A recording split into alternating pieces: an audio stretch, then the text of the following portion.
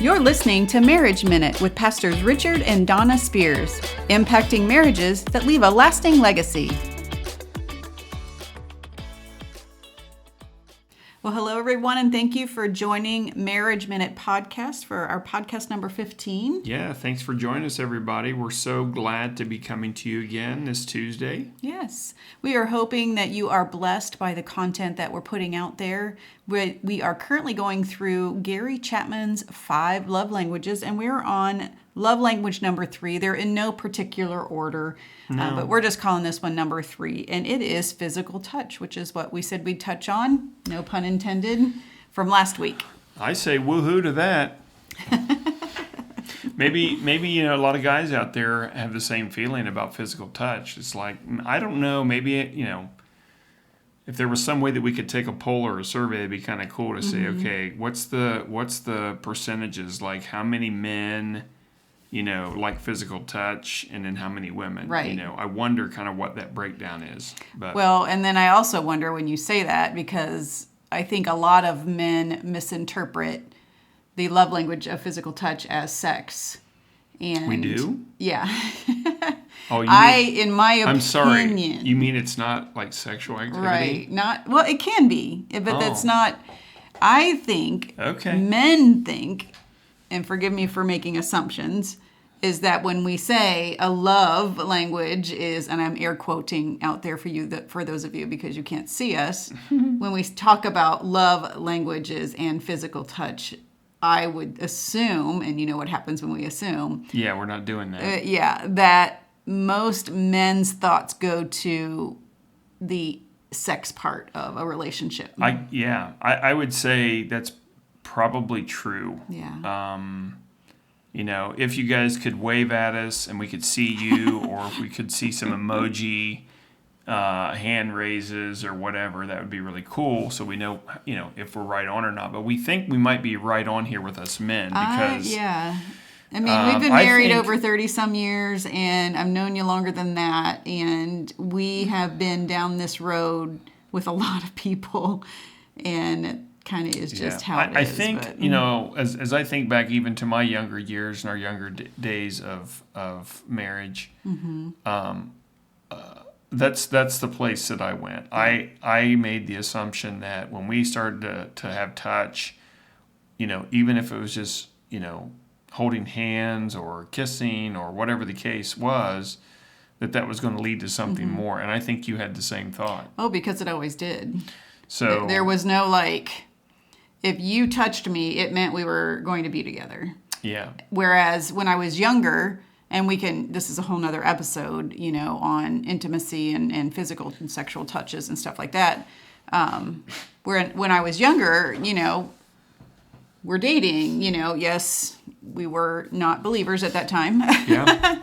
And so we were having sex every time we touched one another. So as you get older, you get married, you mature, you have kids, life happens.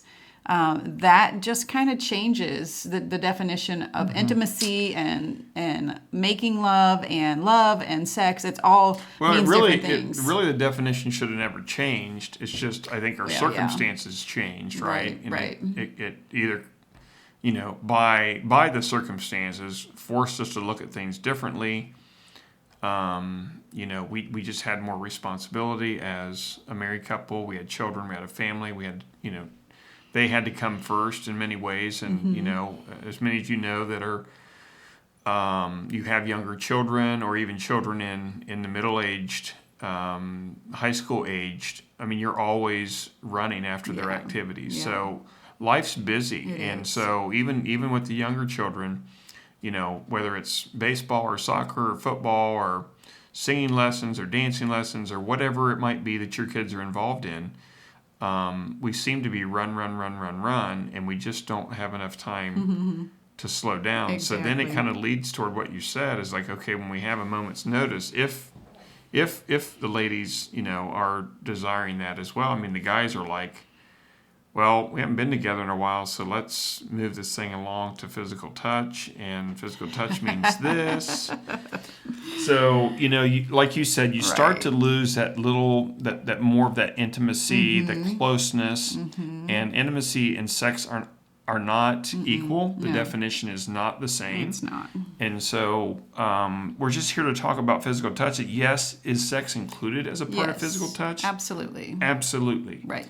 But are there other means of physical touch that still makes your partner who has a love language of physical touch feel loved? Right, because that's what we really want to talk about. Right. We all, like we've been talking about, we all give and receive love differently. It's important to know how you feel loved and how you receive love. And it's important for me, and it's important for everybody. Everybody's unique and specific. God created each of us different. and it's important to know your spouse's preference or how they receive, that feeling of I love you and I appreciate you, and how you express that in the best way possible. Right. So if your love language is physical touch, then that means you prefer physical expressions of love, which can include sex. Right. Over all of the other expressions, which over you telling me I'm beautiful, over you giving me a gift, which we'll talk about next week, over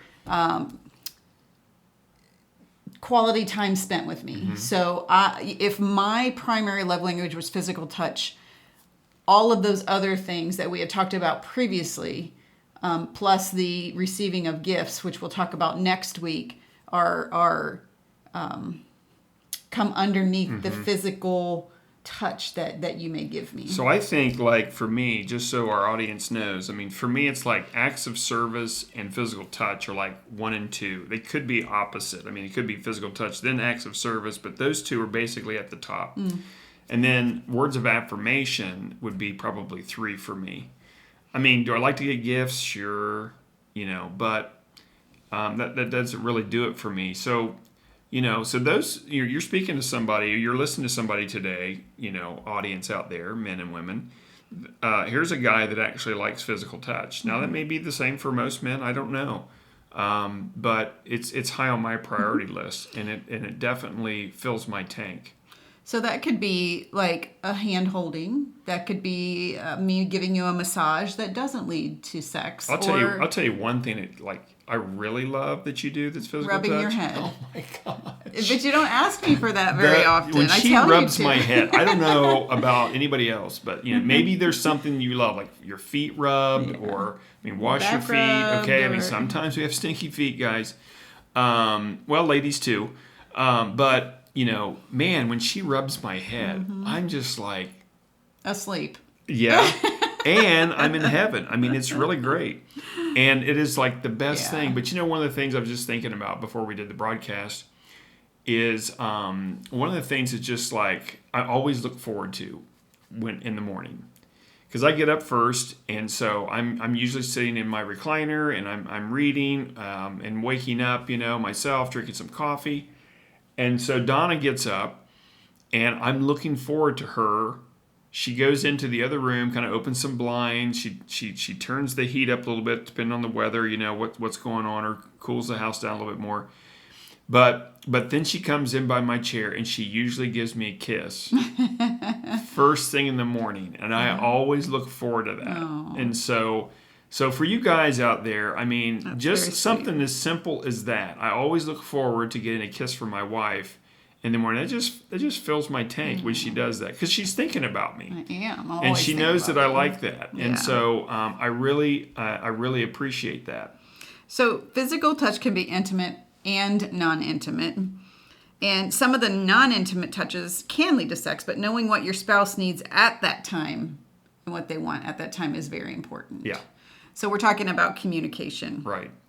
So how do I know if my spouse wants non-sexual touches or something that'll lead to us being together more intimately? Right. Well, you have to talk about it. Absolutely. I mean, I need to tell you. We've had conversations about this. I think we talked about this another time about another, love language. I think it was quality time, if I'm not mistaken. Mm-hmm. Have we talked about that already? Yep. Okay. That was the second one. I think that was last week. Yeah. So anyway, so one of the things that Donna does for me that I appreciate is she watches football games with me. But what takes it one step even higher is when she sits beside me. So if we just kind of cuddle up on the couch together, I mean, we're just kind of touching arm to arm, we're holding hands or whatever, and we're just sitting watching the game together. That just is like great for me. We're in our recliners now. We'll have to make an well, I know. We're going to have to make an effort to sit on our couch. It's got like an ottoman and everything. Yeah. So but we get the game day snacks out or whatever. But we're just sitting next to each other, just touching each other. Yeah. We don't have to do anything more than that. I just love that. It's just a great thing to know that you're by me and you're near me and you're doing something that I like to do. Yeah. And so what we're really talking about, ladies and gentlemen, wives and husbands out there is, and we've mentioned this and stressed this, and we cannot stress it enough, is you have to communicate with your spouse. Oh, yeah. Richard is not a mind reader. He cannot read my mind. I can't read his mind. It'd be great if I could. It would be scary. But, but what we want you to know is that none of this happens without communication. And seeking to understand your spouse's love language is, to me, an act of love and service in and of itself, because that lets your spouse know that you're interested in filling their tank in the way that means something to their heart. So don't just assume that your love language might be quality time and that your spouse, their tank gets filled that same way, because it's not true. If it is true, then great. That's awesome. But 9 times out of 10, and probably statistically, opposites attract. So we're not going to be on the same level as far as what love language, having the same love language. Right. And so in and through all of this, even in and through all of our Marriage Minute live broadcasts and all of these podcasts, we always talk about communicate. Get to a place in your relationship where you can talk about things. Even the hard stuff, even the ugly stuff. You have to be able to talk and communicate with one another and appreciate and take in what that other person is saying, what your spouse is saying, without feeling attacked or without feeling, defensive, because that's not what it's all about. It's about understanding the need, a basic need of your spouse. Yeah, yeah, and we're talking about we're talking about how we can love each other better, and so these are some ways, these are some techniques, if you will, that we can actually love each other well, and more specific to that person's needs and what fills their tank. And so one of the things that I thought was pretty cool, for those of you who have that scientific mind out there, I think it's kind of cool because, from the God perspective, that where we come from, the biblical worldview, it's just cool to me how God actually made us, and just with all of the chemical systems in our body and everything else. Well, anyway, the behavioral scientists say that cuddling, most specifically regarding physical touch, cuddling causes a release of a hormone called oxytocin. It's called the feel-good hormone. And when you cuddle specifically, that hormone gets released and you just feel good all over. Like nothing is going to hurt you, which is really cool. That's cool. But what I think about is that God actually designed us in such a way for that to happen. I just think that it's just so cool. Yes, his miracles are never ending. It's just the way that he designed creation, designed us, and how things work in our human bodies. It's just amazing to me. And so that's one way, for those of you that, that have that scientific mind, like, why do I feel good when my spouse is cuddling with me or we're holding hands or whatever, and you just feel good all over. Well, that's the hormone being released into your body, oxytocin. And that's what's making you feel good. And you're just feeling connected with your spouse. Awesome. That's really neat. Yeah. That's interesting to hear. It is. Yeah. It's really interesting to hear. So some other things, like Don already said, like holding hands, of course. I mean, we hold hands when sometimes we're just driving down the road. We were driving down to visit family for Resurrection Sunday, Easter dinner, to be with family. And we were just holding hands and, hands on, our legs or whatever. And it was just a simple touch, just to know that we're there and we care about each other. It's just a simple way of affection to show each other that we care. We know that you're there, and we're glad to be there with you. Absolutely. Even when it's a drive down the road. Right. Yeah, even when we're going to the post office or the grocery store. For me, physical touch probably is the very last one on the list, if it even made the list at all. And so I'm coming from the vantage point of that is not anywhere near a primary love language for me. And for it to be one of your top 1 or 2, I had to make some adjustments. I really truly have to make a cognizant effort to remember to, touch my husband in ways that make him feel loved and be affectionate towards him, even if I don't feel like it. And why do I do this? Because I want him to feel loved and appreciated. I want him to know that I love him. So I'm sacrificing, to do that in and of myself, but I don't act like I'm you know what I mean? It's not like a chore. It's my mindset is, and my heart is, I want to do this for you. And I pull on God to help me to remember that this is how my husband feels loved and appreciated. So a lot of you are in marriages where, like we said, your love languages don't line up, and it's going to be awkward, and it's going to be challenging at times to even remember, I need to buy a gift for my wife because her love language is receiving gifts. And when that's not your primary, it's not something that, if it doesn't fill your tank. If it doesn't fill your tank, you think like, what doesn't really matter? Well, actually, it does matter. It does matter, and if it matters to your spouse, it should matter to you, right? Because you are now one with them. You've become one flesh. You have made your marriage covenant under God and with God and with one another, a commitment to each other, and that's what we do for one another. Yeah. And you have to. I don't care if you have to put it on your calendar. Yeah. To remind yourself. Set an alarm. It is that important to fill your spouse's love tank, right. So they feel full. Because if their love tank is not full, things are going to not go well, and it can lead to other things. And we cannot recommend Dr. Gary Chapman's book enough. To teach you these basic. These are just basic. We haven't even taken a deep dive into. We don't have time to take a deep dive into everything about these love languages. No.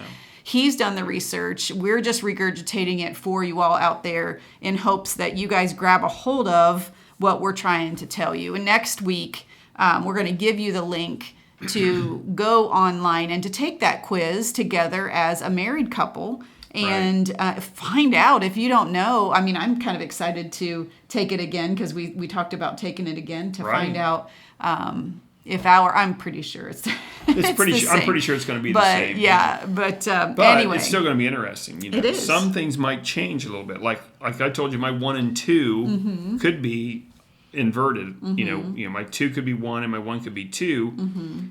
Maybe something that was 4 might move up to 3 because I'm starting to better understand myself. Right. Well, that could be things can change. Things can change over our life as we start to really understand who we are and what makes us tick, if you will. Yeah, and I believe Dr. Chapman will break that down in his book even more. You have to take into consideration your brokenness and your woundedness.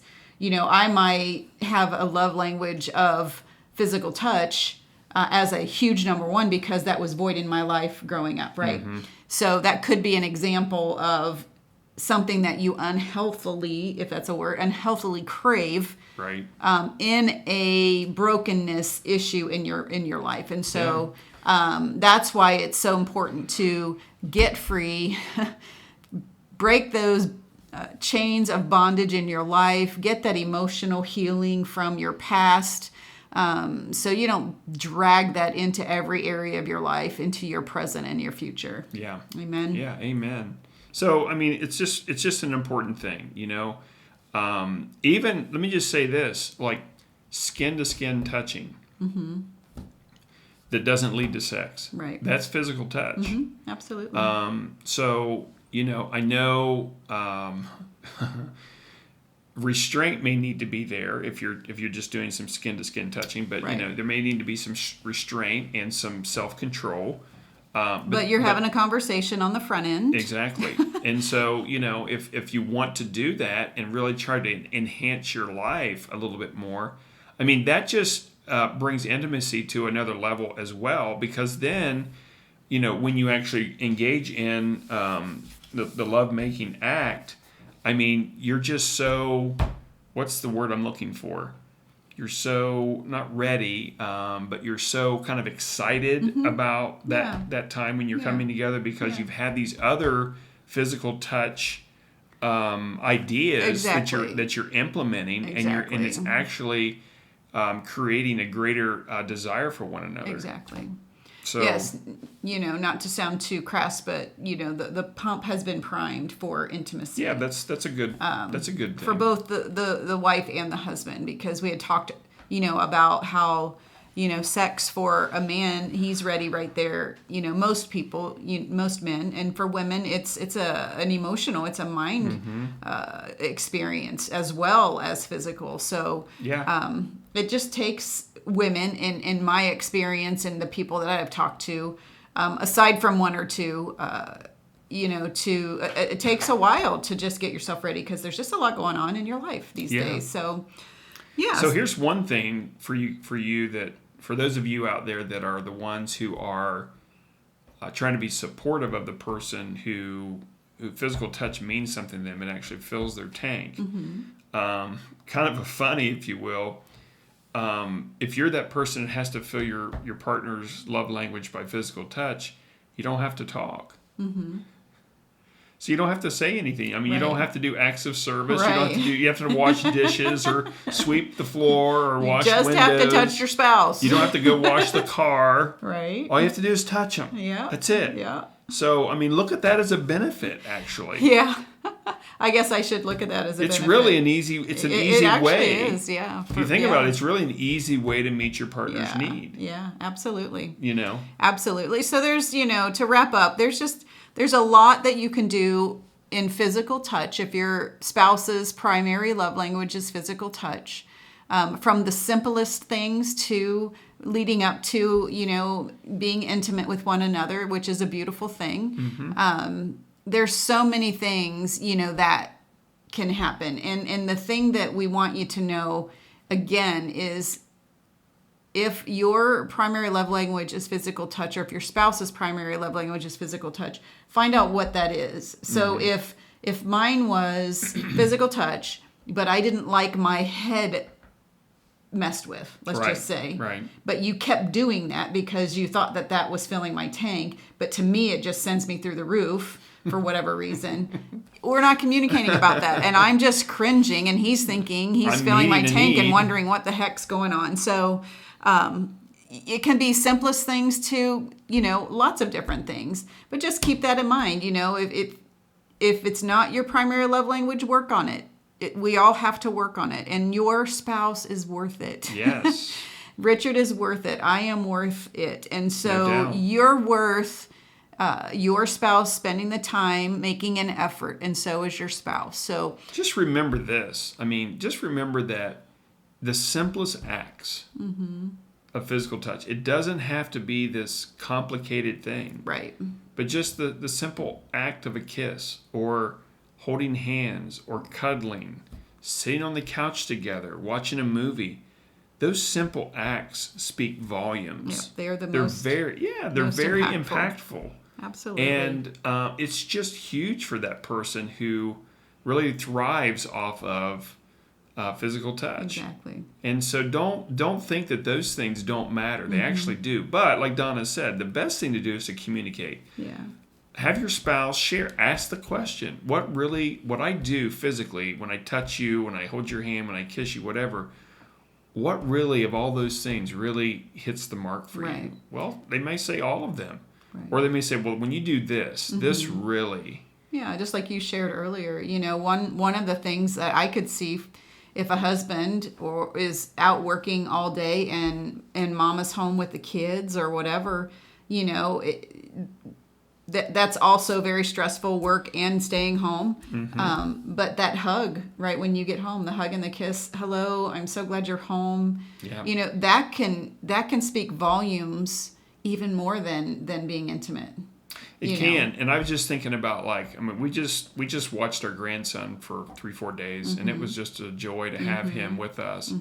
And just, having him and being able to hug him and touch him. And, yes, he comes up and gives you a hug. He's only 1.5 years. But, even from your children. So, husbands to your children, if your wife is one who just loves physical touch, or wife to a husband, getting your children involved in that to give your husband a hug or to give your spouse a hug. I mean, it's just amazing, what that love from a child means to you as well. So again, that's not obviously sexual in any way whatsoever. Right. It never should be. No. Ever should be. But what I'm saying is that is not something of intimacy, if you will, but it is something that just expresses love, and it makes you feel so good. Yeah. Hugs are so amazing. They're just so amazing. We love hugs. Yeah. There's appropriate way to hug somebody that is not your spouse. Yeah. And if you want to know what that is, just let me know, because I can teach it to you. Because, I mean, this is another maybe episode, but you'll not see me hugging another man where my breasts are touching his chest. That's right. just inappropriate and shouldn't happen. Right. Full-on body hugs are not appropriate. No. So anyway, again, that's another, here's what not to do out there. But anyway, we hope you were blessed by what we shared on the love language number 3, physical touch. Yeah. And if you have any questions, comments, need a little more explanation, you can email us at marriageminute@revivalnow.com. And you can watch us on our website. Yeah, you can watch us on our website at revivalnow.com/watch live. You can watch us on Facebook and YouTube at Revival Now Dan Steep. And that's on Facebook and YouTube. You can watch us from the Revival Now app. You can download that from the Play Store. And all of our content is on demand there. You can watch us live from there as well. So there's and we have on-demand content on our website as well that you can go back and watch previous live streams and even have access to our podcast material from there. So we're live every Wednesday at 11 a.m. Live every Wednesday at 11 a.m. So, hey, join us tomorrow at 11 a.m. for a live session. Yeah, we'll be sharing then. But, hey, we'd love to connect with you.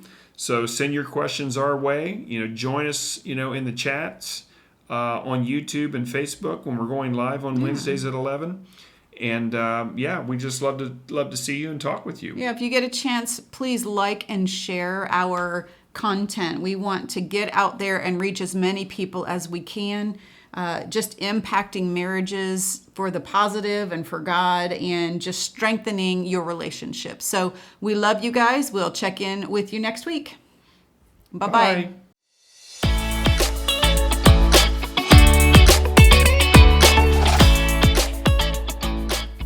Thank you for listening today.